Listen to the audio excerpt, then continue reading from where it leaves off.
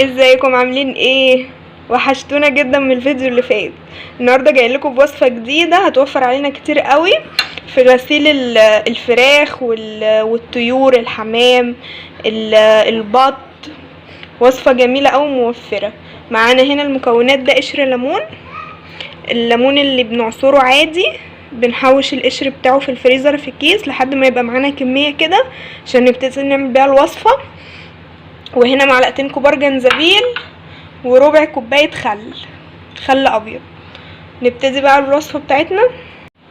معانا حله فاضيه هنحط فيها قشر الليمون،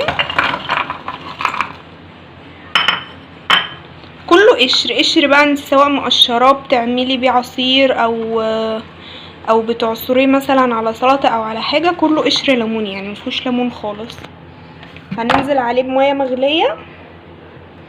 معلش بقى على التصوير، الاضاءه ضعيفه ومش بصور بستاند.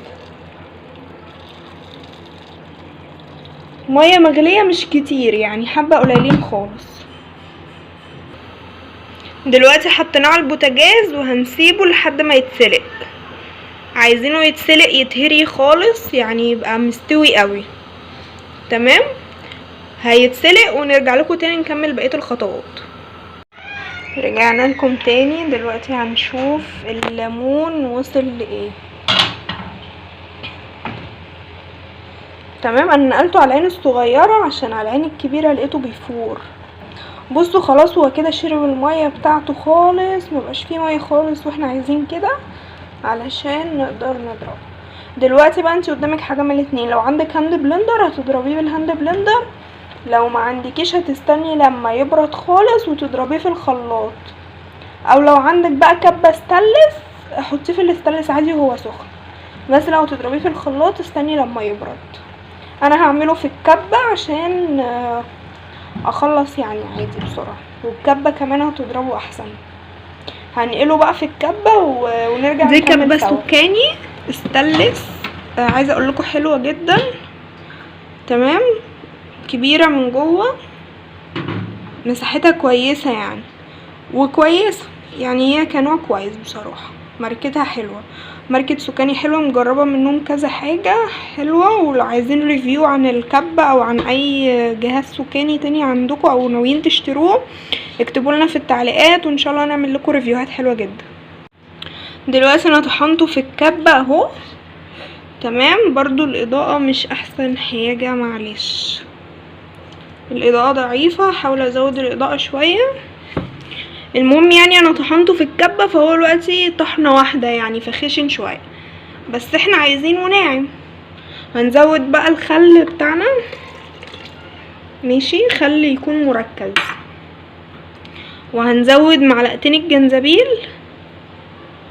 تمام، عايزه اقول لكم الجنزبيل من الحاجات الحلوه جدا اللي بتشيل الزفاره، وكمان الطحينه بتشيل الزفاره جدا، بس طبعا الطحينه غاليه جدا يعني، فاحنا اكيد مش هنغسل الطيور بتاعتنا بطحينه، فهنكتفي بقى بالقشر بتاع الليمون بتاعنا، وهنكتفي بالجنزبيل والخل، وهنزود كمان عليه ملح، وهنطحنه تاني، وهنرجع لكم بقى نوريكم شكله النهائي بقى عامل ازاي مع الجنزبيل والخل. وكمان زودت شويه ملح. فضيته بقى في علبه محكمه الغلق كده بغطا بتاعها. انت لو عندك برطمان حطيه في البرطمان. عايزه اقولك العلبه دي كبيره، شايله كتير يعني، طلع معايا كميه حلوه. هيبرد بقى ادخله التلاجة وانا بقى بغسل فراخ، ارانب، حمام، بط، اي نوع من انواع الطيور، اخد منه معلقه واحده وادعك بيها الطيور بتاعتي، وهيشيل معايا اي زفاره وهيخليها نظيفه جدا وريحتها حلوه قوي. وبعد كده ارجع اشطف الطيور ديت بميه جاريه كويس، وانسي بقى اي زفاره، وانسي ان انت تقعدي تعصري ليمون كتير على الطيور، وكمان بتحسي ان هو يعني ما اداكيش عصاره كتير او الطيور كلها ما اتغلفتش بالليمون دوت. عايزه اقولك الطريقه دي حلوه جدا وبتوفر معاكي، وفي نفس الوقت انت عملتيها من ولا حاجه، من قشر الليمون انت كنت بترميه في الزباله. انصحكم ان انتوا كلكم تجربوها، انا معتمداها وبعملها دايما وبصراحه بحس ان هي موفره، وبحس ان هي بتنضف الطيور كويس قوي، وبتخلي ريحتها حلوه ومش فيها اي ريحه زفاره. اتمنى الفيديو يكون عجبكم، واتمنى الوصفه السريعه ديت تكون عجبتكم وتجربوها، ولما تجربوها ارجعوا اكتبوا رايكم تاني في التعليقات، هتوحشونا جدا. ونشوفكم الفيديو الجاي. باي باي.